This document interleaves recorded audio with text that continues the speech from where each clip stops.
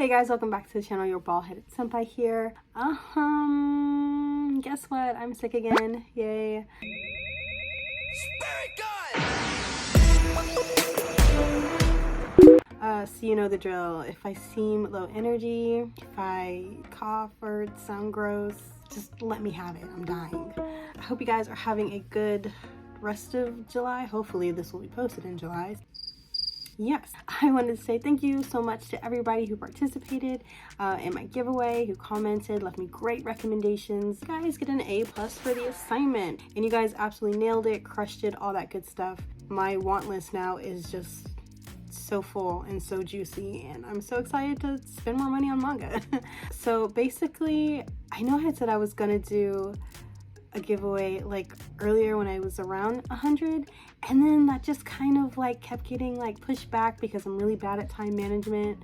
So by now I'm almost close to 200, so I just went ahead and decided that instead of just doing one winner, I would go ahead and do two. Shout out to the two winners, Chenla and Basil. Congratulations. Thanks again so much for commenting, leaving me great recommendations and stuff like that. Yeah, all you have to do is shoot me an email. I'll just put it down in the description, and I will go ahead and get that $25 Right Stuff gift card sent to both of you. So thank you so much.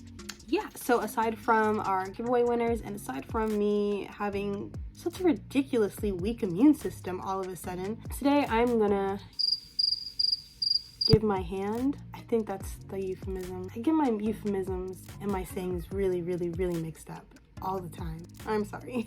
But today I want to try my hand. Today I wanted to try my hand at doing a review because I read a really great manga debut either in May or June. I'm not really sure. When did I read that? I read it in May or in June. I've been wanting to do a review, and so finally I figured I would definitely try my hand at it, and that hopefully it wouldn't be like super crazy, chaotic, and all over the place and absolutely unlegible, but like not legible because it's not written. You know what I'm saying. At this point, y'all gotta know what I'm saying. Y'all gotta know what I mean when I don't know what I mean, because if not, we just both gonna be lost. So the manga in question is Boys Run the Riot by Kaito Gaku. It is published by Kodansha Comics, and again, it came out either in May or in June, and the second volume is actually going to be coming out at the end of this month, I think the 27th. So I'm super excited for it. As soon as I finished reading this one, y'all, I had to get volume 2 on order like stat.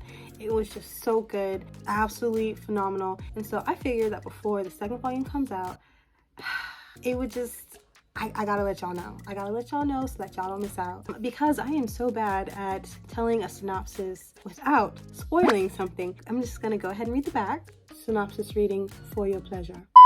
High school Ryo knows he's transgender, but he doesn't have anyone to confide in about the confusion he feels. He can't tell his best friend, who he's secretly got a crush on. He can't tell his mom, who's constantly asking why Ryo dresses like a boy. He certainly can tell Jin, the new transfer student who looks like just another bully.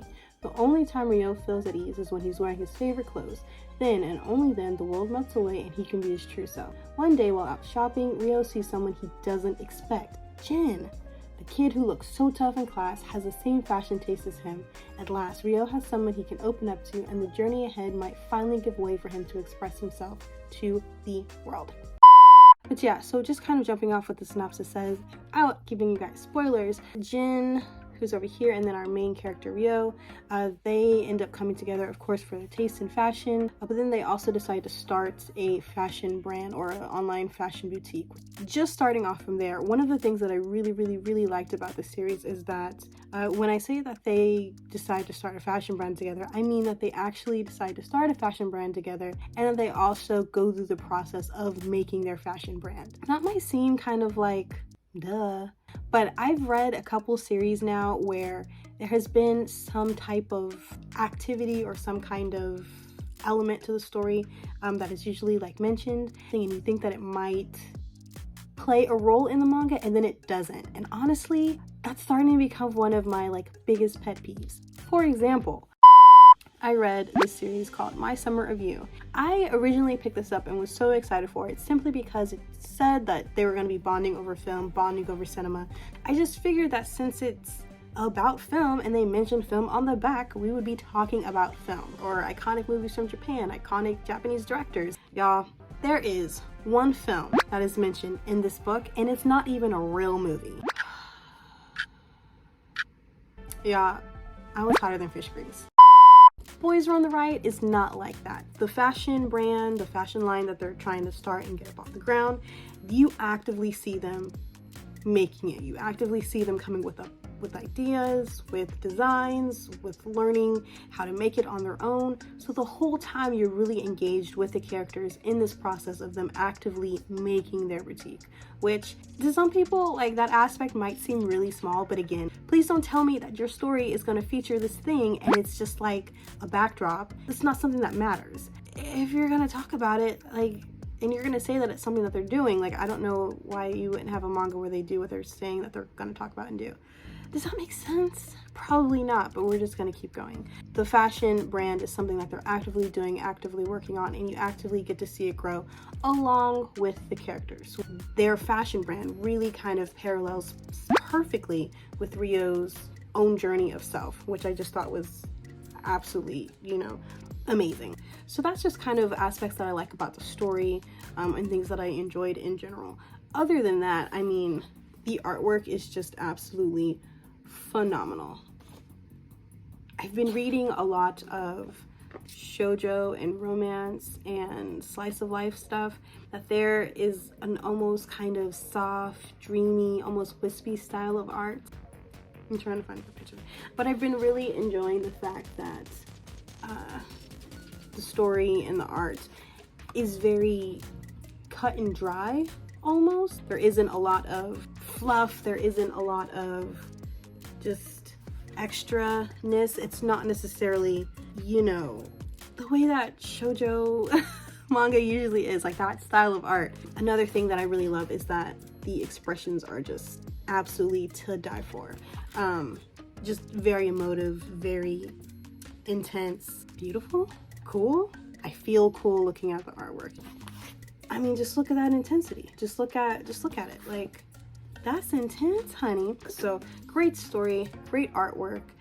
Some other things that I really appreciated and enjoyed about this that don't necessarily deal with the manga itself is that the fact that the mangaka themselves is trans. Yay, representation, we love it. In the back of the manga, there's also a really cool, I think 3 or 4 page interview with Kaito Gaku, and basically it's just really insightful, really interesting the way that he talks about his own personal experience and how that makes its way into the manga. The last thing that I really liked about this volume is that in the translation notes, which I don't know if I've ever told you this, but I love translation notes in general. They're just so much fun. I appreciate them. But in the translation notes, there's definitely extra information or extra reference-y kind of dialogue about some of the trans and gender topics that come up in the manga, which is really cool.